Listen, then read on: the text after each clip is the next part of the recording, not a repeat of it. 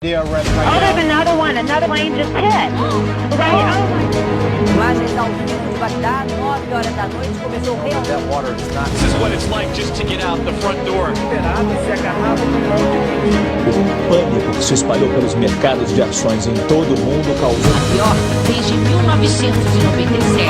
It is the deadliest terror attack in France. Destruindo a vegetação, destruindo as casas, liberando. A Itália atingiu o pico de mortes pela pandemia do novo coronavírus na Cruz do Brasil. A Agência Nacional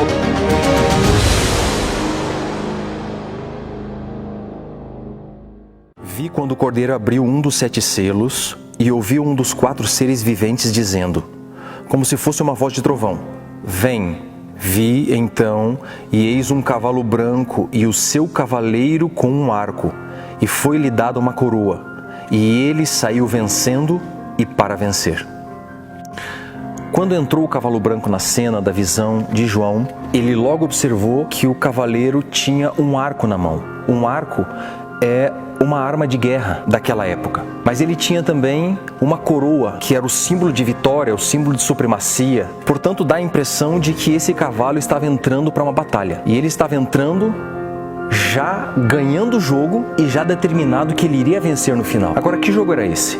Na verdade, esse cavalo simboliza um período da história. E o dia em que iniciou esse período foi bem marcado. Depois que Jesus morreu, ressuscitou, passou 40 dias com os discípulos, ele estava no Monte das Oliveiras e aí então ele se despediu. Deu suas últimas palavras e ele começou a subir para o céu. E quando ele sumiu no meio das nuvens, começou o período do cavalo branco. Só que antes dele sair em direção ao céu, ele deixou uma ordem para os discípulos, como um comandante que se despede, mas deixa os seus soldados com uma missão. E ele disse: eu gostaria muito que vocês falassem de mim para as outras pessoas, que vocês ensinassem as pessoas naquilo que eu ensinei vocês, que vocês contassem para os outros aquilo que vocês viram eu fazer.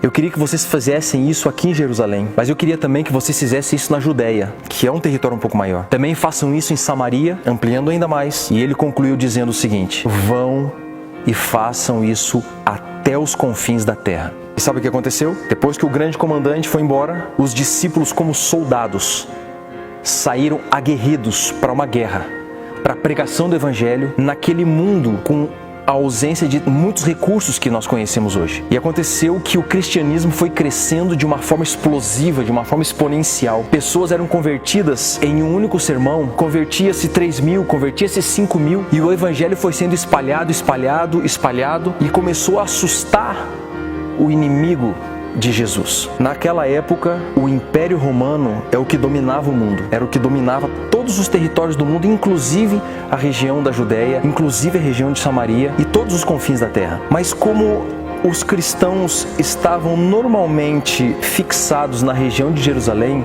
nunca foi muita preocupação e eles então não se aperceberam que o cristianismo estava se espalhando. E sabe o que é o mais irônico? É que os cristãos se valeram de uma tecnologia elaborada pelos romanos. Sabe qual era a tecnologia da época?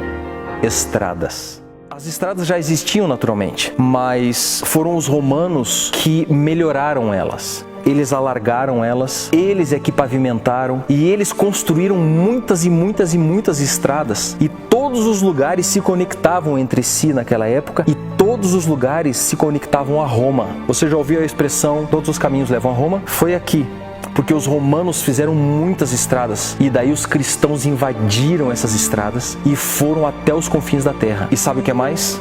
Do mundo civilizado da época, todas as pessoas ouviram sobre a pessoa de Jesus. Agora, lembra de um detalhe? O cavalo era branco. Sabe por quê? O branco naturalmente simboliza pureza. E nessa batalha, a batalha da pregação do evangelho, e já sofrendo algumas perseguições, e ainda assim eles continuavam crescendo e continuavam pregando ousadamente, eles não ousaram falar ou pregar coisas que Jesus não ensinou. Eles não ousaram diminuir coisas que Jesus havia mandado ensinar. Eles se mantiveram puros naquilo que eles haviam testemunhado do próprio Jesus, naquilo que outros haviam ouvido dos amigos de Jesus. Muitas vezes eles entravam em lugares e culturas pagãs de pessoas que tinham outros deuses, e mesmo assim eles não faziam concessões, eles não retiravam partes do evangelho para que as pessoas aceitassem com mais facilidade a pessoa de Jesus. Eles se mantinham puros, e nas perseguições ocasionais que aconteciam, eles não negavam a fé.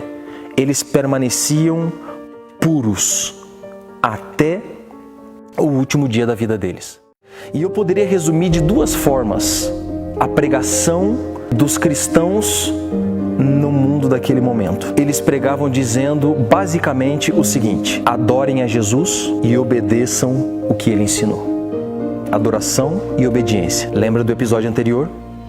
Mas sabe o que foi que aconteceu? O diabo se enfureceu com isso, porque justamente os dois pontos que ele gostaria para si estava sendo espalhado para Jesus, o grande inimigo dele. E foi por isso que quando João estava assistindo a visão e ele viu Jesus quebrando o segundo selo, apareceu um cavalo vermelho. E no próximo episódio você vai entender o que significa o cavalo vermelho.